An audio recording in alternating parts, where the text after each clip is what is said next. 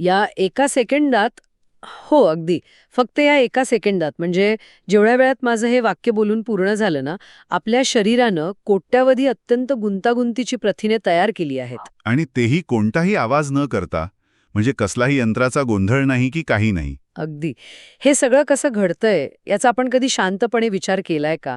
कारण नेहमी आपण जीवशास्त्राचा विचार करतो, तेव्हा असं वाटतं की ते फक्त पुस्तकातल्या त्या अवघड आकृत्या किंवा पाठ करायचे जड शब्द आहेत. कारण जेव्हा आपण एखाद्या इंजिनिअरिंगचा किंवा इमारतीचा आराखडा पाहतो, तेव्हा तिथे एक प्रकारची निर्जीव स्पष्टता असते. हां, म्हणजे एक रेषा म्हणजे भिंत. बरोबर, रेषा म्हणजे भिंत आणि एक बिंदू म्हणजे खांब, पण पेशीच्या आतला हा कारखाना असा स्थिर, कागदावरचा आराखडा नसतो.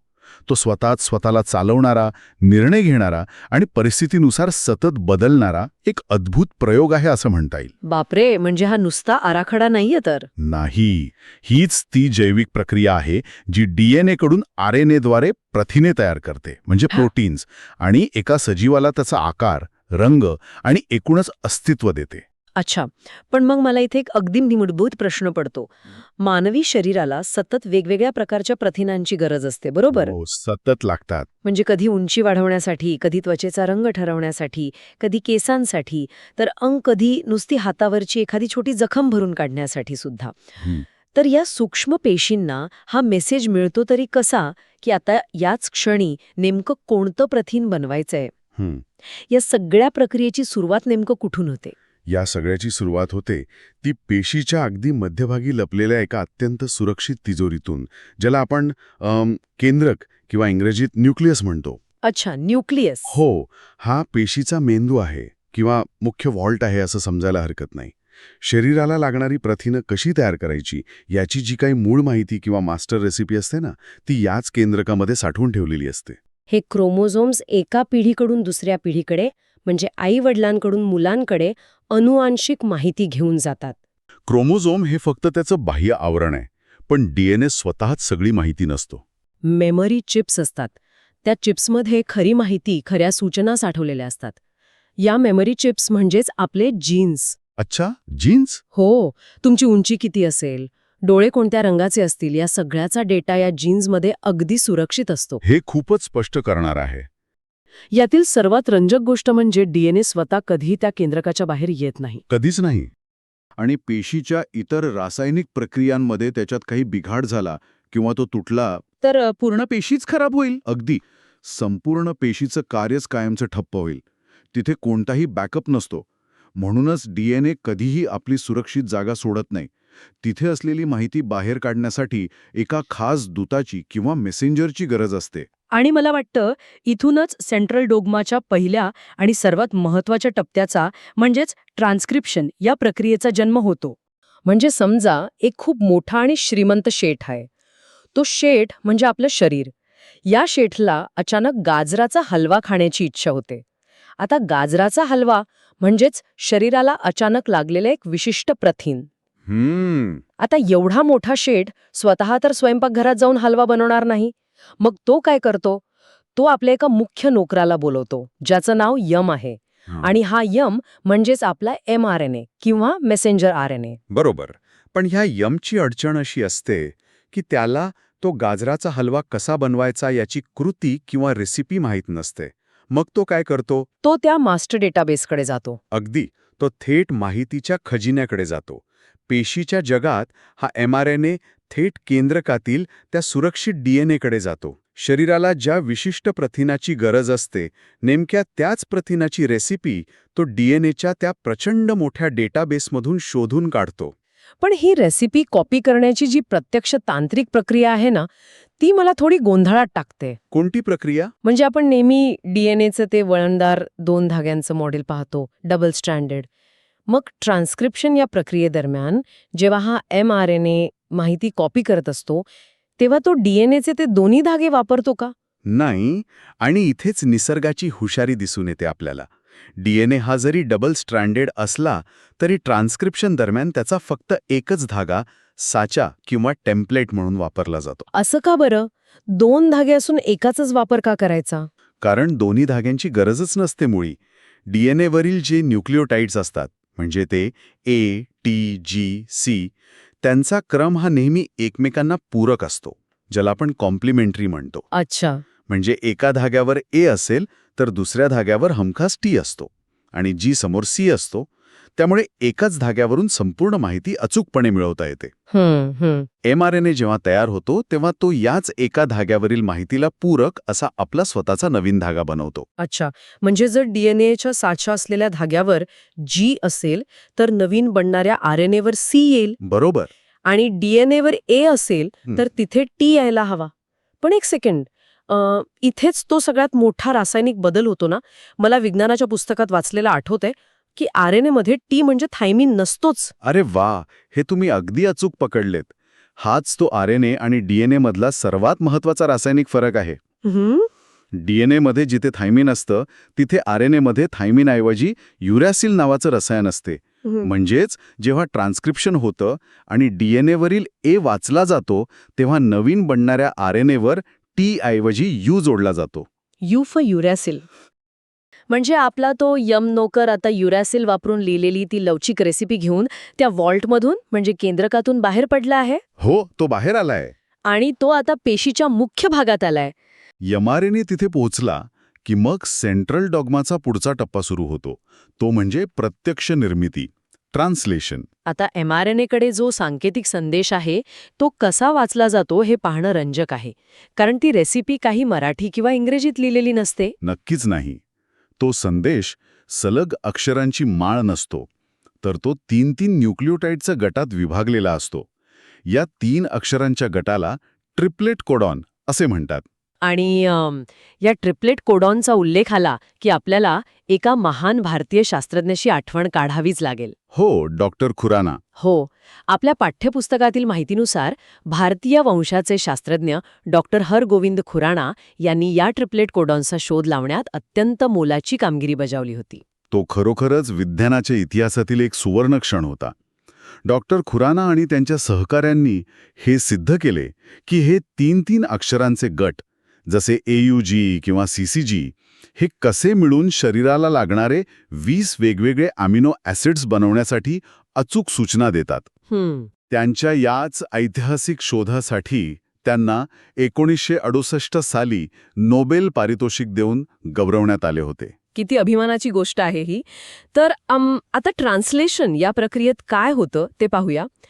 mRNA मधील हे ट्रिप्लेट कोडॉन्स ठरवतात की प्रथिने बनवण्यासाठी नेमकं कोणतं अमिनो ॲसिड हवा आहे. कारण अमिनो ॲसिड्स हे प्रथिनांचे बिल्डिंग ब्लॉक्स असतात. बरोबर. पण रेसिपी तर यम घेऊन आलाय. हे अमिनो ॲसिड्स तिथे आणून कोण देणार? तिथेच आपला दुसरा महत्वाचा खेळाडू मैदानात उतरतो. तो म्हणजे tRNA किंवा ट्रान्सफर RNA. म्हणजे आपल्या हलव्याच्या उपमेत सांगायचं तर यमने रेसिपी आणली, पण आता गाजर, दूध, साखर, ड्रायफ्रुट्स हे सगळं सामान बाजारातून आणायला एक डिलिव्हरी बॉय पाहिजे ना. हो. तो म्हणजेच आपल्या tRNA. आणि हा डिलिव्हरी बॉय खूप हुशार असतो. तो बरोबर तेच सामान घेऊन येतो ज्याची ऑर्डर दिलेली असते. विज्ञानाच्या भाषेत सांगायचं तर प्रत्येक tRNA कडे एक अँटीकोडॉन असतो. अँटीकोडॉन. हो. हा अँटीकोडॉन mRNA वरील विशिष्ट कोडॉनशी अगदी कुलूप आणि चावीसारखा तंतोतंत जुळतो. अच्छा. म्हणजे कोडॉन म्हणत असेल मला अमुक एक विशिष्ट अमिनो ॲसिड हवंय, तर अँटीकोडॉन घेऊन येणारा tRNA बरोबर तेच अमिनो ॲसिड तिथे आणून देईल. अगदी तसंच. जेव्हा ते कोडॉन आणि अँटीकोडॉन एकमेकांशी जुळतात तेव्हाच तो tRNA आपल्या सोबत आणलेला योग्य तो अमिनो ॲसिड तिथे जमा करतो. या सांकेतिक माहितीचे एका भौतिक अमिनो ॲसिडमध्ये जे भाषांतर होते या प्रक्रियेला ट्रान्सलेशन म्हणतात. बापरे. आता इथे मला एक गोष्ट नव्याने समजलीये आणि ती खरोखरच डोकं चक्रावून टाकणारी आहे. काय झालं? हे अमिनो ॲसिड्स म्हणजे नेमकं काय असा विचार मी करत होते.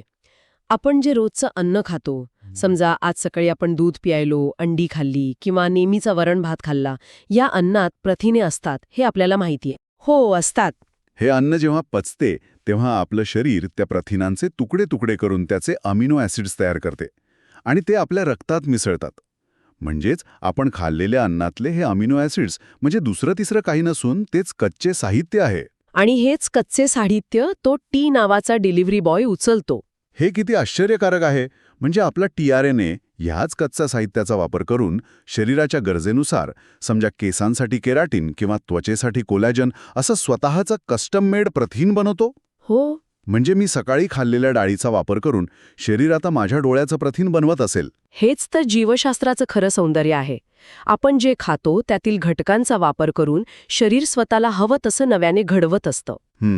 पण इथे एक गोष्ट लक्षात घेणं गरजेचं आहे. हे सगळे अमिनो ॲसिड्स नुसते एका जागी आणून ठेवले म्हणजे प्रथिन तयार होत नाही. म्हणजे कसं? म्हणजे गाजर, दूध, साखर नुसती एका पातेल्यात आणून टाकली म्हणजे त्याला हलवा म्हणता येणार नाही ना. त्याला एकत्र शिजवावं लागेल. इथे सेंट्रल डॉग्माचा शेवटचा टप्पा येतो, ट्रान्सलोकेशन. म्हणजे आता आपला मुख्य आचारी मैदानात येतो. आचारी म्हणजेच RNA किंवा रायबोझोमल RNA. अगदी बरोबर ओळखलत. हा RNA म्हणजे रायबोझोमचा एक महत्वाचा भाग असतो. रायबोझोम हा या संपूर्ण प्रक्रियेचा प्रत्यक्ष कारखाना किंवा आपल्या उपमेत सांगायचं तर तो किचनचा ओटा आहे, जिथे प्रत्यक्ष स्वयंपाक होणार आहे. हा रायबोझोम त्या mRNAच्या धाग्याच्या एका टोकापासून दुसऱ्या टोकापर्यंत हळूहळू पुढे सरकत असतो. तो एका वेळी बरोबर एक ट्रिपलेट कोडॉन एवढंच अंतर पुढे जातो. जणू काही तो रेसिपीची एक ओळ वाचतोय आणि पुढे सरकतोय. जसा तो पुढे सरकतो तसा तो tRNAने आणून दिलेला अमिनो ॲसिड्सना एकमेकांसोबत एका भक्कम रासायनिक बंधाने जोडतो. या रासायनिक बंधाला पेप्टाइड बॉन्ड असे म्हणतात. हा पेप्टाइड बॉन्ड इतका महत्वाचा का आहे? तो नसता तर काय झालं असतं? जर पेप्टाइड बॉन्ड नसता तर ते सगळे अमिनो ॲसिड सुटे सुटे राहिले असते आणि प्रथिनाचं काम शरीरात होऊ शकलं नसतं. अच्छा. पेप्टाइड बॉन्ड ही ती प्रत्यक्ष शिजवण्याची किंवा बेकिंगची प्रक्रिया आहे, जी या सर्व घटकांना एका मजबूत साखळीत कायमचं बांधून ठेवते, जेणेकरून शरीराच्या वेगवेगळ्या भागात काम करताना ते प्रथिन तुटणार नाही. आणि रायबोझोमच्या या mRNA वरून एका टोकाकडून दुसऱ्या टोकाकडे सरकण्याच्या प्रक्रियेलाच ट्रान्सलोकेशन असे म्हणतात, बरोबर? होय. जेव्हा रायबोझोम mRNAच्या शेवटच्या टोकापर्यंत पोहोचतो तेव्हा त्याला एक स्टॉप सिग्नल मिळतो. तोपर्यंत अमिनो ॲसिड्सची एक लांबच लांब साखळी तयार झालेली असते. पण ती साखळी लगेच काम करत नाही बरं का. ती साखळी नंतर स्वतःभोवती एका विशिष्ट 3D आकारात गुंडाळली जाते. 3D आकारात? हो, जसे आपण कागदाची होडी बनवताना कागद दुमडतो तशी ती दुमडली जाते आणि अखेर एक पूर्णपणे कार्यक्षम आणि गुंतागुंतीचं प्रथिन तयार होते. आणि मग आचार्याने त्यांना पेप्टाइड बॉन्डनं जोडून प्रथिन बनवणे म्हणजे ट्रान्सलोकेशन. आणि सर्वात मोठी गोष्ट म्हणजे हे सगळं एका पेशीच्या अत्यंत सूक्ष्म पातळीवर, सेकंदाच्या काही हजाराव्या भागात आणि कोणत्याही गोंधळाशिवाय सतत घडत असतं. सेंट्रल डॉग्मा ही एका पिढीकडून दुसऱ्या पिढीकडे माहिती पोचवण्याची आणि त्या माहितीचा वापर करून प्रत्यक्ष शरीर घडवण्याची एक अत्यंत अचूक साखळी आहे. शरीराच्या एका सूक्ष्म पेशीमध्ये असा कारखाना अविरत चालतो हे खरोखरच थक्क करणार आहे. पण इथेच ना मला एक मोठा प्रश्न पडतो. अब्जावधी पेशींमध्ये सतत हे प्रोटीन्स बनत आहेत. हजारो वेळा ती रेसिपी कॉपी केली जातीये. मग कधीतरी तो नोकर म्हणजे mRNA ती रेसिपी वाचण्यात चूक करत असेलच ना. एखादा टायपिंग मिस्टेक होत असेल. अरे, निसर्ग किती अचूक असला तरी चुका या होतातच. अच्छा. हो, जेव्हा DNA मधील एखादा न्यूक्लिओटाइड अचानक आपली जागा बदलतो किंवा चुकीचा कॉपी होतो तेव्हा जीन्समध्ये कायमस्वरूपी बदल होतो. याच टायपिंग मिस्टेकला विज्ञानात उत्परिवर्तन किंवा म्युटेशन म्हणतात. म्युटेशन? हो. ह्युगो डी व्रीस यांनी 1901 मध्ये पहिल्यांदा या अचानक होणाऱ्या बदलांचा अभ्यास करून जगासमोर म्युटेशनल थिअरी मांडली होती. पिढ्यानपिढ्या चालत आलेल्या रेसिपीमध्ये एक शब्द चुकला आणि पूर्ण डिशची चवच बदलली. पण याचा शरीरावर काय परिणाम होतो? एखादी छोटी चूक किती महागात पडू शकते? बघ, काही वेळा ही चूक इतकी किरकोळ असते की शरीराला त्याचा पत्ताही लागत नाही. पण अनेकदा याचे भयंकर परिणाम भोगावे लागतात. सिकल सेल ॲनिमिया नावाचा आजार याचंच उत्तम उदाहरण आहे. Sickle cell anaemia. रक्तातील तांबड्या पेशी साधारणपणे गोल असतात, पण एका छोट्याशा म्युटेशनमुळे म्हणजे फक्त एका न्यूक्लिओटाइडच्या चुकीमुळे त्यांचा आकार कोयत्यासारखा किंवा विळ्यासारखा होतो. बापरे. यामुळे रक्तातून ऑक्सिजन वाहून नेण्याची क्षमता कमी होते आणि रुग्णाचा जीव अक्षरशः धोक्यात येतो. म्हणजे ही टायपिंग मिस्टेक एखाद्याचा जीवही घेऊ शकते. पण मग मला एक गोष्ट समजत नाहीये. कोणती? जर म्युटेशनमुळे सिकल सेल ॲनिमियासारखे आजार होत असतील किंवा नुकसान होत असेल तर हेच म्युटेशन उत्क्रांतीचा म्हणजे इव्हॉल्युशनचा पाया कसा असू शकतं? एका चुकीमुळे नवीन प्रजाती कशी तयार होईल? चूक तर नेहमी व्यवस्था बिघडवते ना. हा विरोधाभास वाटू शकतो, पण उत्क्रांतीचं सगळ्यात मोठं रहस्य ह्याच चुकांमध्ये दडले. प्रत्येक म्युटेशन घातक नसतं. म्हणजे फायदेही असतात. हो तर. कधीकधी हे अचानक झालेले बदल सजीवाला त्याच्या आजूबाजूच्या वातावरणाशी जुळून घेण्यासाठी एक नवीन ताकद देतात. आणि जेव्हा अशी हजारो लाखो फायदेशीर म्युटेशन्स शेकडो पिढ्यांमधून साचत जातात, तेव्हा मूळ सजीव इतका बदलतो की एक पूर्णपणे नवीन प्रजाती जन्माला येते. म्हणजे सुमारे 3.5 अब्ज वर्षांपूर्वी पृथ्वीवर निर्माण झालेल्या साध्या पेशींपासून आजचा महाकाय देवमासा तयार होण्यामागचा प्रवास याच टप्प्याटप्प्याने झालेल्या बदलांचा परिणाम आहे. नक्कीच. 350 कोटी वर्षांचा हा प्रवास अत्यंत संथ आणि प्रगतिशील आहे. उत्क्रांती कधीच रातोरात होत नाही. 350 अब्ज वर्षे हा आकडाच डोक्याच्या बाहेर जाणार आहे. आणि एवढ्या मोठ्या कालखंडात नक्की काय घडलं हे शोधून काढणं म्हणजे एखाद्या गुप्तहेराचं काम असावं. पण निसर्गाने याचे पुरावे मागे ठेवले आहेत. हो, बाहेरून पाहता हे सगळे किती वेगळे दिसतात. हो ना, माणूस हाताने वस्तू पकडतो, मांजर चालते, वटवाघूळ उडते आणि देवमासा पोहतो. वरवर पाहता त्यांचा एकमेकांशी काहीच संबंध वाटत नाही. पण जर या सर्व अवयवांचा एक्स-रे काढला आणि त्यांच्या आतल्या हाडांची रचना पाहिली, तर त्यांच्या सांध्यांच्या जोडणीमध्ये आणि हाडांच्या संख्येत कमालीचं साम्य दिसून येतं. अच्छा. निसर्गात असे साम्य विनाकारण आढळत नाही. याचा स्पष्ट अर्थ असा होतो की या सर्व प्राण्यांचे पूर्वज लाखो करोडो वर्षांपूर्वी एकच होते. फक्त वेगवेगळ्या वातावरणात जगण्यासाठी त्यांच्या अवयवांनी वेगवेगळे रूप धारण केले. म्हणजे आपला हात आणि देवमाशाचा पंख एकाच मूळ ब्लूप्रिंटवरून बनलेत हे खरंच वेड लावणार आहे. आणि काही अवयव तर निसर्गाने वापरणं सोडून दिले, ज्यांना आपण अविकसित अवयव किंवा वेस्टिजियल ऑर्गन्स म्हणतो. हो, वेस्टिजियल ऑर्गन्स. मानवी शरीरातलं अपेंडिक्स कशासाठी आहे त्याचा आपल्याला काहीच उपयोग नाहीये. मानवाला त्याचा उपयोग नाही, कारण आपण आता अन्न शिजवून खातो. पण लाखो वर्षांपूर्वी जेव्हा आपले पूर्वज कच्चा पालापाचोळा आणि कठीण वनस्पती खात होते, तेव्हा ते पचवण्यासाठी अपेंडिक्स अत्यंत आवश्यक होतं. म्हणजे रवंथ करणाऱ्या प्राण्यांमध्ये आजही ते कार्यरत असेल? हो, आजही ते कार्यरत असतं. एकासाठी निरुपयोगी असलेला अवयव दुसऱ्यासाठी जीवनदायी असू शकतो. आणि ते पाठीच्या कण्याच्या शेवटी असलेलं माकडहाड, आपण एकेकाळी शेपटी असलेले प्राणी होतो, याचा तो जिवंत पुरावा आहे. क्या बात है. निसर्गाचा नियम स्पष्ट आहे.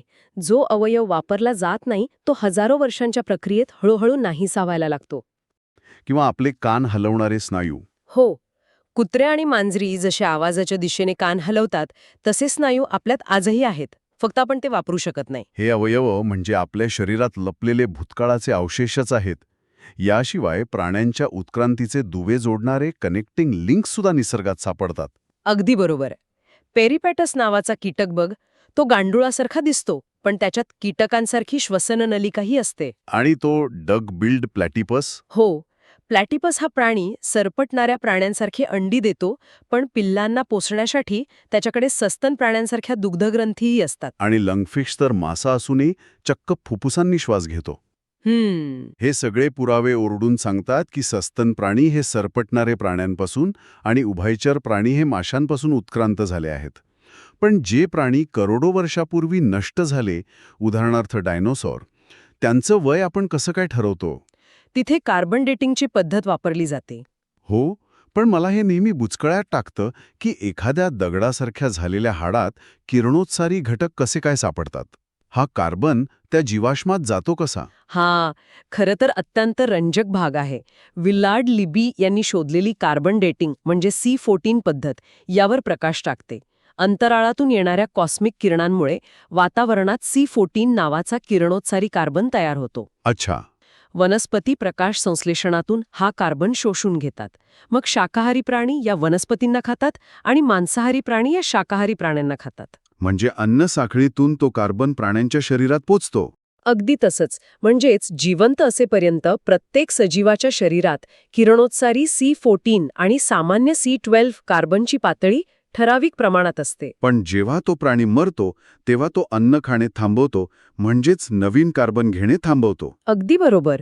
मृत्यूनंतर शरीरातील C12 स्थिर राहतो, पण C14 मात्र किरणोत्सारी असल्यामुळे त्याचा सतत ह्रास होऊ लागतो. हजारो वर्षांनंतर जेव्हा एखादा जीवाश्म सापडतो, तेव्हा शास्त्रज्ञ त्यातील उरलेला C14 आणि स्थिर असलेला C12 यांचं गुणोत्तर मोजतात. यावरून तो प्राणी किती हजार किंवा लाख वर्षांपूर्वी मरण पावला हे अगदी अचूकपणे ठरवता येतं. आणि भ्रूणशास्त्राचे पुरावे पाहिले तर आणखीनच आश्चर्य वाटतं. हो ना? सुरुवातीच्या अवस्थेत मासा, डुक्कर, ससा आणि मानवाचा भ्रूण अगदी हुबेहूब सारखेच दिसतात. यावरून हे सर्व एकाच साखळीचा भाग असल्याचं सिद्ध होते. उत्क्रांती झाली हे तर 100% सिद्ध होतं. पण ही उत्क्रांती घडवून आणणारा मुख्य सूत्रधार कोण आहे? हाच तो सर्वात मोठा प्रश्न होता. हो, निसर्ग कशाच्या आधारे ठरवतो की कुणाला कोणते अवयव द्यायचे? या प्रश्नाने विज्ञानात खूप मोठी खळबळ उडवून दिली होती. जीन बॅप्टिस्ट लॅमार्क आणि चार्ल्स डार्विन या 2 शास्त्रज्ञांनी पूर्णपणे वेगळे विचार जगासमोर ठेवले. लामार्कचा विचार सुरुवातीला लोकांना खूप पटला होता. त्यांनी अवयवांचा वापर आणि न वापर हा विचार मांडला. त्यांच्या मते प्राणी वातावरणाशी जुळवून घेण्यासाठी जे प्रयत्न करतात त्यामुळे त्यांच्या शरीरात बदल होतात आणि ते बदल पुढच्या पिढीत जातात. म्हणजे ती जिराफाचं उदाहरण? हो, जिराफाची मान लांब झाली कारण अनेक पिढ्या त्यांनी उंच झाडांची पाने खाण्याचा सतत प्रयत्न केला. ज्या पक्ष्यांनी पंख वापरले नाहीत, जसे की शहामृग, त्यांचे पंख कमकुवत झाले. सापाने बिळात जाण्यासाठी आपले पाय मुद्दाम गमावले. एक मिनिट, हे ऐकायला खूप सोपं आणि तार्किक वाटतं. पण जर असं असेल तर एखादा लोहार आयुष्यभर हातोडा मारून आपले खांदे मजबूत करतो, किंवा मी जर रोज जिममध्ये जाऊन बॉडी बनवली तर माझी मुले जन्मतात 6 पॅक ॲप्स घेऊन जन्माला आली पाहिजेत ना? एक्झॅक्टली. किंवा जर एखाद्याचा अपघात झाला तर त्याच्या पुढच्या पिढीमध्ये ते व्यंग का येत नाही? इथेच लॅमार्कचा सिद्धांत वैज्ञानिक कसोटीवर कोसळला. आयुष्यात आपण मिळवलेली वैशिष्ट्य म्हणजेच ॲक्वायर्ड कॅरेक्टर्स थेट आपल्या डीएनएमध्ये जात नाहीत. त्यामुळे ती पुढच्या पिढीत संक्रमित होत नाहीत. अच्छा. लमार्कने सजीवांच्या प्रयत्नांवर भर दिला, जो चुकीचा ठरला. आणि त्यानंतर प्रवेश झाला चार्ल्स डार्विनचा. त्यांच्या ओरिजिन ऑफ स्पीशीज या पुस्तकाने त्यावेळी अक्षरशः भूकंप घडून आणला होता. डार्विनचा सिद्धांत खूपच क्रूर होता. जो सर्वात सक्षम तोच टिकेल. Survival of the fittest. म्हणजे निसर्ग हा काही दयाळू देवदूत नाहीये जो प्रत्येकाला प्रेमाने आकार देतोय. ती एक जीवघेणी स्पर्धा आहे. हे वास्तव पचवणं त्या काळातील लोकांसाठी खरोखरच धक्कादायक होतं. डार्विनच्या मते सजीवांमध्ये अन्नासाठी आणि अस्तित्वासाठी भयानक स्पर्धा असते. निसर्ग मुद्दाम बदल घडवत नाही, तर तो फक्त अशाच सजीवांची निवड करतो ज्याला नॅचरल सिलेक्शन म्हणतात, जे बदललेल्या वातावरणाशी जुळून घेण्यास सक्षम असतात. म्हणजे त्यांच्यात आधीच ते म्युटेशन झालेले असतात. हो, चुकून झालेल्या म्युटेशन्समुळे ते आधीच तयार असतात. बाकीचे सगळे निर्दयीपणे नष्ट केले जातात. डायनॉसॉर वातावरणाशी जुळवून घेऊ शकले नाहीत, त्यामुळे ते नामशेष झाले. अर्थात डार्विनला त्यावेळी म्युटेशन किंवा डीएनएबद्दल काहीच माहिती नव्हती.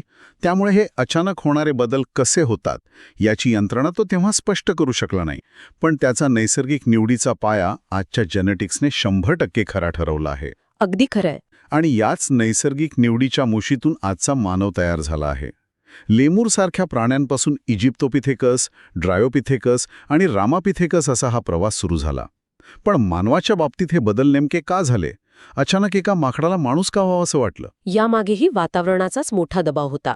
आफ्रिकेतील घनदाट जंगले जेव्हा हवामानातील बदलांमुळे कमी होऊ लागली आणि तिथे विस्तीर्ण गवताळ प्रदेश निर्माण झाले, तेव्हा झाडांवर राहणाऱ्या आपल्या पूर्वजांना जमिनीवर यावे लागले. उंच गवतातून लांबवर पाहण्यासाठी आणि भक्षकांपासून वाचण्यासाठी त्यांना 2 पायांवर उभे राहणे भाग पडले. आणि इथेच क्रांती घडली. त्यांचे पुढचे पाय म्हणजेच हात मोकळे झाले. आणि हात मोकळे झाल्यामुळे ते हत्यारे बनवू शकले. त्यांनी अग्नीचा शोध लावला. अन्न शिजवून खाऊ लागल्यामुळे पचनासाठी लागणारी शरीराची खूप मोठी ऊर्जा वाचली आणि तीच ऊर्जा मेंदूच्या विकासासाठी वापरली गेली. मेंदूचा आकार वाढू लागला. हो. कुशल मानव, ताठकण्याचा मानव, निअँडरथल ते क्रोम मॅग्नन मॅन असा हा प्रवास एका साध्या वानरापासून आजच्या आधुनिक मानवापर्यंतचा रोमांचक इतिहास आहे. पेशींच्या आतील सेंट्रल डॉग्मापासून ते नैसर्गिक निवडीपर्यंत निसर्गाचे हे काम एखाद्या महाकाव्यासारखे आहे. आज आपण जे आहोत, आपली शारीरिक रचना, मेंदूची क्षमता, ती काही एका रात्रीत बनलेली नाही.